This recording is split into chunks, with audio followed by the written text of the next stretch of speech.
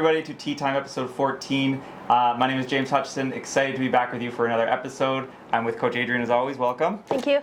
So today we've got a great show for you. We're going to talk a little bit about the CPKC Media Day, and then we've got some talk about how to fix a slice and how to fix a hook. So some kind of common problems we see almost every day out here on the driving range. So we're excited to dig into some details on how we would go about fixing some slices and fixing some hooks. Yes. Before we get into that, we do have a few shout outs we want to mention to some of our elite juniors that have been performing very well throughout the summer. We're very, very proud of all our athletes. But we just wanted to mention especially, recently the Women's Ontario Amateur was played. And Mississauga was represented by 3 young women. Jolene Trong, who finished tied for 6th. Angela Kai was tied for 16th, and Gracie Veskin 33rd. So all 3 of them made the cut. All 3 of them performed extremely well, so we're very proud of them. Yes. And currently the boys amateur is on right now as we film this. And Baron Mundy is playing in that and is tied for 6th. So he's playing exceptionally well as well. So shout out to all 4 of those athletes. I know them all personally, and I know how much time they dedicate to their game. So it's really great to see them getting rewarded with some good results. 100%. Yeah. Yeah. Okay, so let's talk about the CPKC Media Day that was on Monday. Yeah. So Adrienne and I were lucky enough to kind of sit in on the press conference, and we actually got a little bit of time to chat with Brooke Henderson one-on-one. We asked her about her game. Yeah. So maybe just what were your overall impressions of the day, meeting Brooke, spending a little bit of time with Lawrence Applebaum, the CEO of Golf Canada? Yeah. It was nice we got to eat lunch with Lawrence Applebaum, get some insight, from his perspective, but the CPKC and, Golf Canada and Golf Ontario and how they run everything to make such a great event. And then to really spend time with Brooke, I know it was very short-lived, but it was just like, so cool. Yeah, a little starstruck. I was, and it was just, it's nice to hear from someone who's so passionate about the game, like we are. So other juniors and people who are already really interested in the game, they really get to see, like, what she does from day to day, or even in like a 5-minute interview, not even, right? And she's made such a huge impact to the game, her and Laurie King, right? Like they've really made the CPKC very well known, and there's tons that goes on in the back end, but it was just really special, and it was a really fun day to be a part of. Yeah, listening to Brooke, especially in the bigger press conference, everyone talks about how nice she is, and of course it's true. Yes. But what struck me is there were a couple times where she was like, at one point she was talking about, how great it's going to be to play with Lydia and to play with Nelly Corda, and she's happy that they're coming. Yes. But then she was like, but I want to win too. She wants to win. And you could see she's like super hyper competitive, right? For sure. But right underneath that, like, very nice, like, she's saying all the right things, but then like that fire is burning, right? So, everybody wants to win, right? Like, I think the support is there for each other, but at the end of the day, like, they want to be able to hold the trophy at the end of the tournament. It's just cool to see, like, how competitive she is. For sure. 100%. And then the other thing I wanted to mention was just, like, it was really interesting to see all the different stakeholders that came to this event, right? Like, yeah, because you played, right? Well, I played, but, like, even just at the press conference, like, you see, we get stuck in this little bubble of like, okay, we're coaches, we see a lot of golf pros, like that's kind of our world. We talk to other golf pros, some GMs, like CEOs or whatever, but all the Golf Canada people, all the charities that are involved, just like the reach of this game and this tournament is so big, and I think for me, it really hit home when I saw all these people coming to Mississauga on Monday, and I don't know, it was pretty cool.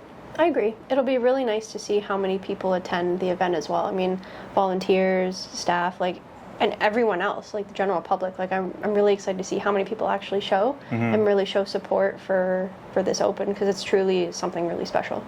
Yeah, and if you are a member and you still want to get involved, like I know they're still looking for marshals specifically, the marshal program. Yes. So, if you don't know how to get involved, you can always reach out to Adrienne or I, and we can put you in touch with the right people. Because I think volunteering at something like this would be pretty cool. 100%. Yeah. It's a really cool experience for sure. Yeah. Okay, we're done selling the CPKC. Yes. Let's get into slices and hooks. So, Adrienne, you're going to tell us kind of how you would go about fixing a slicer, right? So a new student comes to you, they've got a big old slice, and you're going to take us through how you're going to basically approach them, and then flip-flop it. I'm going to kind of take you through my method for how I'd fix a hook, okay? So you've got, on your lesson tee, you've got a typical banana slicer. Yes. So just, I guess, take us through what you would do with them, how you would approach it as a first lesson. Well, firstly, good news is it's very common. You're not alone. Yeah. Yeah, there's tons of people who do it, and there's guys on tour who do it purposely, right? And girls who do it purposely to hit good shots. But obviously, coming to a lesson trying to get rid of it or at least lessen the curve, that's our goal is to make sure the ball flies straighter and further. So the first thing that I would probably do is have them set up and pick a target. Okay. Right, so whether it's the white flag, red flag, make sure it's something that you're aligned to, right? Because we want to make sure that it's not just your alignment, right? Because if you're hitting to the red flag, but you're aimed to white and you're saying, oh yeah, I'm hitting this massive slice, well, you're actually not. You're actually aimed at the white, and it could just be a push. Right, so it could just be a fix. But if you are aiming at the right flag, or the red flag. Red flag, yeah, sorry. No, it's fine. Keep going. If you are aiming at the red flag, and it does have that big curve, then we need to dive in and kind of see what's going on. So there are a couple things that I look for. The first thing is club path and club face, just to kind of watch and see what they're doing. So typically when you do hit more of that slice or that more right moving golf ball, your path is usually left of your target while the club face is actually pointing to the right. So when we do come over from the top of our swing, we're coming over the top, so we're moving left while the club face is still moving right, and that's what's causing the ball to kind of start off right and curve even further to the right. Okay. So again, you're not alone. There's a couple drills that we can kind of focus on and utilize while we are practicing. So there's a drill called 6-ball. So you set up 3 golf balls on one side, 3 golf balls on the other, and then you put one in the middle. Okay. The idea is to strike the ball in the middle without hitting any other ball on each side. So if you are coming over the top, you'll probably hit the ones that are on the left, whether it's the one on top left or the bottom right. Okay, yeah, so something in that, so for a right-handed golfer, yes. You're going to hit the outside right one at the back, or you're going to hit probably the front left one? Correct. Okay, good. Yes, coming over the top that way while the club face is still open. So do you ever find you just give someone that drill and just the visual helps them clean it up right away? Sometimes if they're a visual learner. Other people are, kinesthetic learners, and they really need to focus on a feel, and that's another drill. It's called, I call it like the tray drill. Okay. And essentially what you do is you feel like you're holding a tray flat up at the top. So both of your hands are kind of like this, so your left wrist is more bowed for a right-handed golfer, and this one is more cupped. So you're just hanging onto a tray. So that way we avoid this, which just promotes an even more open club face anyway. Right? So that's another thing, another drill that I like to use. And then something a bit more visual, or something to kind of look for to shallow out the club path itself, is to put an alignment stick right behind you on an angle though, into the ground. So you want to feel when you take the club up, you're on that angle, but then when you come down, the club head should be in behind that alignment stick. So you're coming in more from the inside to promote more into out path as opposed to out to in, where now the club path is more from the inside, and then you can hopefully turn it over from there. Right, so the golf ball goes kind of like underneath that alignment stick? Correct. Is that the idea? Okay. And then the club head, you want to keep it in behind it instead of over top of it as well. So you come more from the inside. So that's almost like it gives you a visual, but then it'll also give you a feel to kind of keep that club behind you a little bit more, right? Yep. And then it's not really something I like to teach per se, but if it's helpful, I will do it. I would just suggest playing more stronger grip. Okay. So neutral being for right-handed golfer straight down. So I usually like to ask, how many knuckles can you see with your regular grip? And if they tell me, well, I can see one and a little bit, or a bit of one, I'm like, okay, you're going to take your left hand, you're going to turn it over and tell me how many you see. Yeah. I want them to see 1.5, maybe even 2, depending. I don't want to make it too uncomfortable, of course, but just enough to close the face relative to the path, right? Yeah. Yeah. So like the stronger you get the grip, I think, if you're changing the path first, because there's always this debate in golf instruction, do I change the path or the face? Because if you're over the top with an open face, you got to fix both, right? So what do you do first, right? Yeah. So I find when I fix path first, and the face is still open, okay, now they have a neutral path, but the face is open, so they just hit these big push fades or whatever, right? And then obviously that's not a functional golf shot. So if you're mid-season trying to fix a slice, you almost have to do both together, right? So like I Yes. will often strengthen the person's grip, Yes. but then also give them that visual cue of like swinging under the stick. Right. So they've got to do both at once. And then as soon as they see one or two start right and curve And then left, curve. it's like game changing, right? Yeah, 100%. Nice. Yeah. Okay. I want to ask you about that trade drill. When you take them up to the top, Yes. are you getting them to like set it at the top, or is it more of a dynamic kind of like in transition? That's when you hold the tray. A bit of both, depending on the golfer, but usually I like to just have them feel this as opposed to just like the transition of kind of looping the club.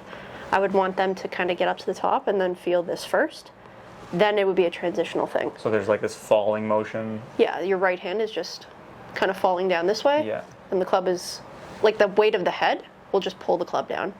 Well, the whole, Yeah. and your hands down. The whole Yeah. thing will just start to come down and shallow out as opposed to staying upright this way. Do you find guys are harder to fix than women? Or is it no different? No.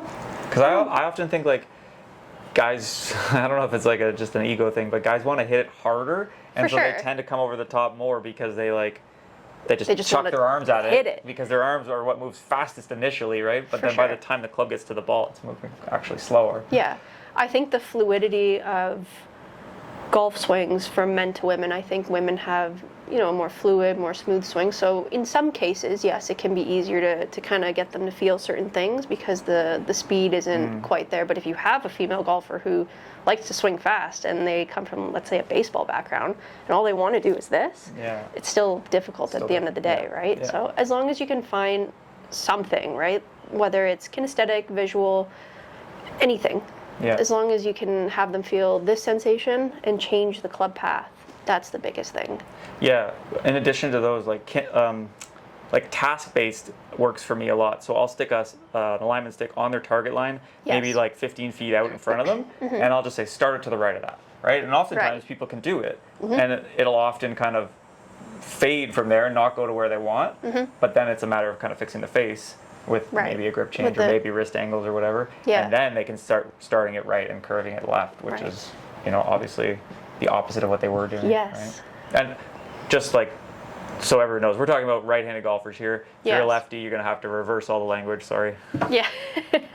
You would just, in the other way, you would just have the tray hand being your left hand and then the right one doing this and then still coming in from the inside the same way. Yeah. So to put it in more politically correct language, your trail hand Yes. is up to the sky, like you're holding a tray, right? So if you're listening to this, that's kind of what we're trying to describe there. Cool. Okay. You want to talk about how to fix a hook? Should we? Yeah. Let's fix the hook as well. Yeah. What do you find is harder to fix? If you're a really like ingrained hooker, it's probably harder to fix. Yeah. Because I don't know. I think it maybe just depends on the person. Sure. That's fair. But yeah, like the hook, it's the same face to path relationship, but in reverse, right? So you've either got too close the club face, or you're too much from the inside. So the club is coming from too much behind you, Yeah. and it's traveling out down your target line for too long, and that relationship causes the ball to curve from right to left. Okay, Yes. so yeah, it's. I like to try to think of it in backswings are filled with lifting and turning pieces, right? 100%. And so if you're hitting a hook, you have too much turning, like the club is too much behind you Yep. at some point, and not enough lifting pieces, right? So I just try to add lifting pieces. So it's either we use more wrist hinge, like radial deviation, Yep. right? Or more lift from the arms, up like Yep. straight from the shoulders up. Or maybe you can mess around with like alignment and kind of where your weight is at the top. The more left you get at the top, the higher the club is going to get, and the more down and across to the left the path is going to be, right? So it's just figuring out ways to manipulate the path that can also just function in their normal swing. Sure. Would you ever get them to hit the opposite of what they're already doing? Would you ever tell them, like, try and hit a fade, here's how you do Yeah, it? for sure. Almost always, even when we're fixing a slice, like I'm trying to Yeah. get them to hook it, right? Right. For fixing a hook, we're trying to get them to fade it. Yeah. And then when they play, hopefully it just turns into a draw, not a hook, right? Yeah. Because typically, like someone who hooks it isn't going to want to play a fade because they're used to seeing it This. curve to the left. Yeah. But yeah, if you get them to feel a fade, then In theory, it should start the draw less should be less left. Yeah. Yeah.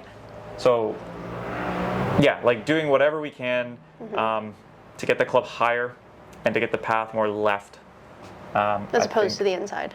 Yeah. And then potentially also opening the face up again through either alignment or grips, grip changes, or wrist angles, right? Like that's basically the only way you can change the face, more or less, is like how you put your hands on the club, how your wrists function, and where you're aiming it at address, right? For sure. Cool. So drills, what's a good drill? So I like to use a noodle on an angle, like you kind of put it on an angle, the same angle as their club would sit, right? And maybe just a little bit lower. And then you ask them to swing up above the noodle on the way back and up above the noodle on the way down. Right. Because if you hit a hook, you're gonna crash into that noodle pretty significantly. Yeah. So pool noodles are always a good one. Same, you can use some impediments, like instead of trying to block behind and to the right of the ball and forward and to the left, that would be a slicer. We do the opposite. So we block behind to the left and forward to the right and try to swing through a little gate. I'll often use like golf ball boxes or something soft like head covers. But same idea as that what do you call it, the 6-ball drill? 6-ball, Yeah, I just get a little nervous. I don't want people smoking golf balls all over the range. I did it as a kid and I learned the hard way. Yeah, a couple of golf balls to the shins and the ankles. Yeah, true. It's okay. Figured it out though. Now I hit it the other way. And now you I used to be a slicer when I was when I was a kid. Now I hit. I used to hit a big hook, and now you hit it straight. I hit it sometimes straight. Except the first hole. Yeah, then I hook it still. Yeah, me too. Old me comes out. Okay, so just to wrap this up, if you're hitting a hook, it's some combination of your path being too in to out and your club face being too closed. And if you're hitting a slice, it's the opposite. Your path is too out to in, meaning away from you to across your body, and your club face is too open. Okay, so if you are hitting either one of those shots, just knowing and understanding the ball flight laws and why the ball is curving the way it is, I think that's the first step into fixing it, right? 100%. Try one of these drills that we've recommended, and then if you still are having trouble, you can always contact yourself or myself, and we can have a look at it and get you on the right path towards some straighter ball flight. Yeah, I love that. Okay, so a little short episode here. Hope everybody enjoyed. We will be back in a couple weeks with another episode of Tea Time, and in the meantime, happy golfing, and we'll see you out at the course.